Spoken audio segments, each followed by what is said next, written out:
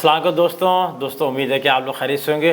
दोस्तों, दुनिया इस बात पर मुत्तफ़िक़ है कि अगर हिरोशिमा और नागासाकी भी दूसरी जंग अज़ीम के आखिर में एटम बम नहीं गिराए जाते तो जापान इतनी तरक्की नहीं करता। तो अब आप देखें कि करोड़ों लोग उनके मरे, सही है, 2 शहर बिल्कुल तबाह हो गए और उसने क्या किया, उस राख ने उनको तरक्की की राह दिखाई उन्होंने। तो आज का जो हमारा मौजू है वो है every problem is an opportunity, यानी हर जो मसला है ना वो आपके लिए इम्कानात लेके आता है। तो अब बड़ा अच्छा मौजू है, हम इसको देखते हैं। मैं जब पढ़ाता था तो पढ़ाने से पहले मैं कॉर्पोरेट सेक्टर में था, तो मैं एक इलेक्ट्रॉनिक्स कंपनी में काम करता था। तो पता चला जब हमारे मीरपुर ख़ास के डीलर हैं ना, उनकी दुकान को आग लग गई, यानी उनका शोरूम जो है वो जल गया, बिल्कुल ज़ीरो। मैंने उन्हें ताज़त का फ़ोन किया, मैंने कहा यार बड़ा अफसोस हुआ, आपका लाखों रुपए का उस ज़माने में 27 साल पहले आप वो, लेकिन उन्होंने कहा कि ज़फ़र भाई मैं बहुत परेशान नहीं हूँ, क्योंकि मेरा ये यकीन है कि हर तबाही और हर मुसीबत जो है ना उससे ज़्यादा आपको अपॉर्चुनिटीज़ लेके जाती है।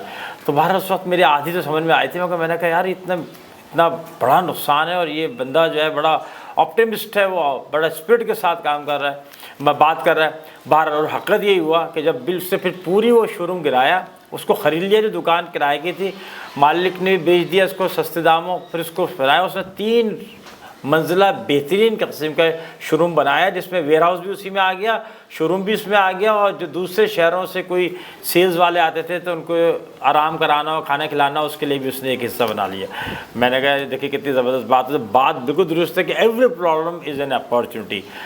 कहते हैं ज़रूरत जो है ना वो इजाद की माँ है।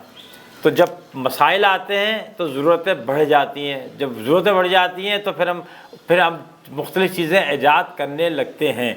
इसके हम आगे पूरी एक्सरसाइज करने जा रहे हैं। जब भी कोई मुश्किल आती है, हम उसे कहते हैं कोई चैलेंज आता है, तो आपके पास 2 ऑप्शन होते हैं, या तो आप फाइट करते हैं या फ्लाइट करते हैं। या तो आप उससे लड़ते हैं और उसमें से उसके मसाइल निकालते हैं। जब आप किसी प्रॉब्लम में से मसाइल निकालते हैं तो क्या होता है, आपके पास उससे ज़्यादा अपॉर्चुनिटीज़ पैदा हो जाती हैं।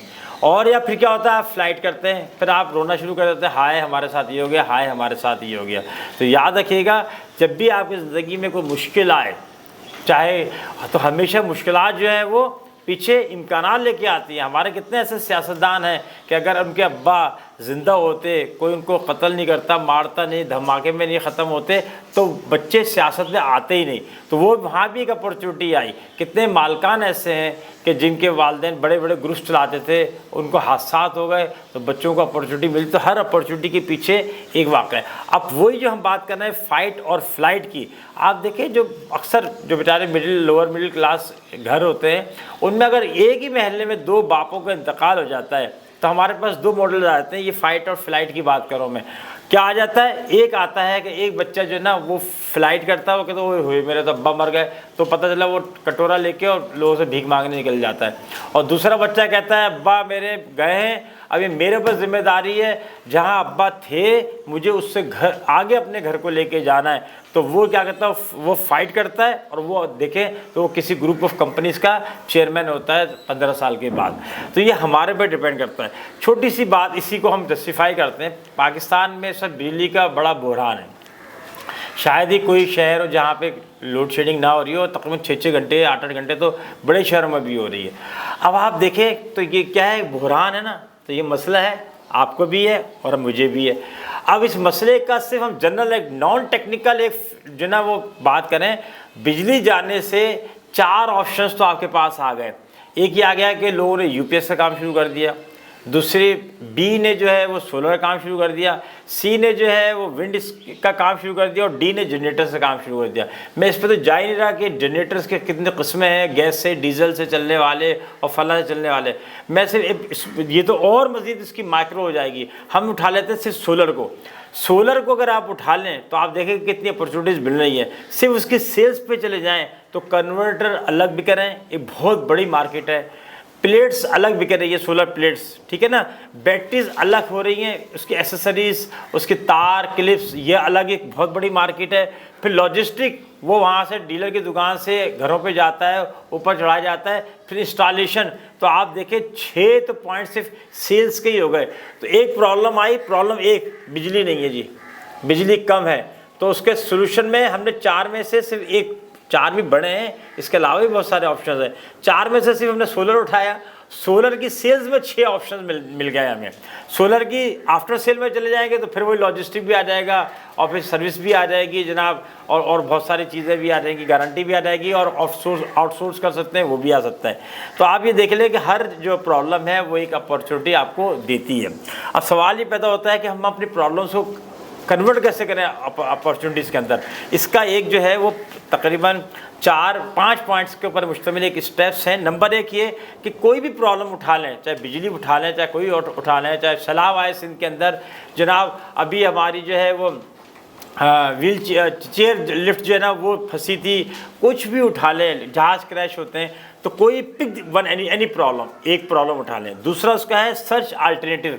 देखिए कि इस प्रॉब्लम को हल करने वाले के ऑप्शंस कौन से हैं, ABCD आपको, क्योंकि याद रखिए कुदरत एक दरवाज़ा बंद करती है तो 10 दरवाज़ा आपके लिए खोलती है। तो आप ये देखेंगे अल्टरनेटिव उसमें कौन कौन से। इसकी मिसाल आगे हम प्रैक्टिकल लेके भी चल रहे हैं। द सेलेक्शंस ऑफ अल्टरनेटिव्स, तो सारे जो अल्टरनेटिव्स पे आप काम नहीं कर सकते, उसमें से एक उठा लें, उसमें से एक को फाइनल कर लें। तो पहला क्या था, पिक द प्रॉब्लम, चैलेंज जो है वो मसला जो है उसको उठा लें, फिर इसके अल्टरनेटिव देखें, फिर उसमें से एक को सेलेक्ट कर लें, फिर इसकी इम्प्लीमेंटेशन करें, जितनी कैपेसिटी आपके अंदर है, जितनी स्पीड आपके अंदर है, और फिर इसको मेजर करें इस अपॉर्चुनिटी के कि यार ये अपॉर्चुनिटी में कितनी कन्वर्ट हुई है। फ़र्ज़ करें कि किसी इलाके में ज़लज़ला आता है तो हम उसको उठा लेते हैं। पाकिस्तान के शुमाली इलाक़ाजात में आता है ना, 2005 में तो बहुत ही बड़ा ज़लज़ला आया था, हम उठा लेते हैं जी। बाग़ के अंदर ज़लज़ले बहुत आते हैं, फ़र्ज़ करें तो बाग़ के अंदर जो है वो ज़लज़ला आते हैं, तो अब क्या हो गया, पिक दी प्रॉब्लम, ज़लज़ला आता है जी।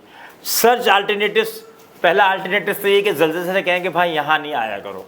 पहला ऑप्शन तो ये है कि हम ज़लज़ले से क्या कहें, यहाँ मत आया करो, हमारे लोग भी मरते हैं, ज़ख्मी भी होते हैं, इमारतें भी गिर जाती हैं, लेकिन यह हमारे हाथ में है नहीं, क्योंकि कुदरत हाथ में, लिहाजा इसको तो हम फ्रीज़ कर देते हैं। दूसरा है कि हम सारे के सारे जो बाग़ है हमारे तहसील, उसको शिफ्ट कर दें, उससे क्या हम रावलाकोट चले जाएँ, आप मुजफ्फराबाद चले जाएँ, आप कहीं और चले जाएँ, आप लेकिन यहाँ पर जो है पूंछ चले जाएँ, लेकिन आप यहाँ से हट जाएँ।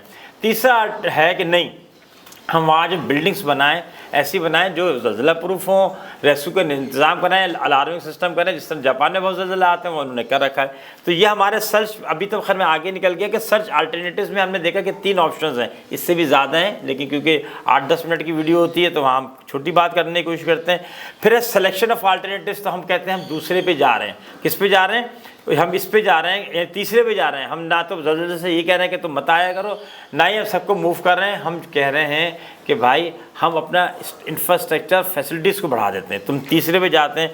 अब हम इम्प्लीमेंट करते हैं, हम जो ना बाग़ के अंदर जो बिल्डिंग्स बना रहे हैं वो अब ज़लज़ला प्रूफ बनाने शुरू कर दें। वहाँ पे अलार्म का सिस्टम लगाएं कि इतने रेक्टर स्केल से ऊपर का ज़लज़ला होगा तो अलार्म बजाएंगे पूरे इलाके के अंदर। वहाँ हम जो है ना वो बंकर्स बनाएं, ताकि अगर कोई लोग रोडों पे हों तो बंकर्स में चले जाएं। और हम रेस्क्यू का निज़ाम बनाए कि खुदा न खासा मसला होता है, एम्बुलेंस और फायर ब्रिगेड्स और रेस्क्यू की दूसरी टीमें तैयार हों। ये हमने छोटे से इलाके के अंदर बना लिया। अब आप क्या करें, अगला हमारा था मेजर दी अपॉर्चुनिटीज़। अब आप देखें, नंबर 1 तो इसका आपके एक अमल से क्या हुआ है, पूरी एक नई इंडस्ट्री वजूद में आ गई। ऐसी आपकी कंस्ट्रक्शन कंपनीज आ गई जो कि ज़लज़ला प्रूफ बिल्डिंग्स बना सकती थी। एक पूरी इंडस्ट्री आ गई है, ऐसी इंडस्ट्री आ गई कि जिसमें अलार्म सिस्टम लगा सकती थी। कंपटीशन बढ़ गया, खूब कंपनी आ रही हैं, अलार्म सिस्टम लगा रही हैं, बंकर्स बन रहे हैं, उसमें खाने पीने का और दूसरी ज़रूरियात का सामान रखा जा रहा है, सारे अवामिल देखे जा रहे हैं, स्कूल्स के अंदर, कॉलेज के अंदर, यूनिवर्सिटी के अंदर ट्रेनिंग्स दी जा रही हैं इस बात की। तो एक नया सिस्टम बन गया। पाकिस्तान में डिज़ास्टर मैनेजमेंट के जो डिपार्टमेंट है वो बमुश्किल 20-22 साल पहले बना है। पाकिस्तान को तो 76+ ईयर्स हो गए। तो पाकिस्तान में जो डिज़ास्टर का निज़ाम बना इसलिए बना ना कि यहाँ पे डिज़ास्टर्स आने दुनिया भर में बढ़ गए। तो आप देखें ना, अपॉर्चुनिटी बनी ना, डिज़ास्टर मैनेजमेंट में जो ना पढ़ने वालों को नौकरियाँ मिल गई और लोगों को जॉब्स मिल रही हैं और वह अमल दरामद भी कर रहे हैं। तो डिज़ास्टर मैनेजमेंट वाले काम कर रहे हैं। तो अब हमने ये देखा कि जब मसला आया तो अपने साथ कितनी सारी अपॉर्चुनिटीज़ लेके आया है। दुनिया का फिर इस बात में मुत्तफ़िक़ है कि दुनिया में जो मसाइल आते हैं और जब हम उसको हल करते हैं तो ही दुनिया तरक्की करती है।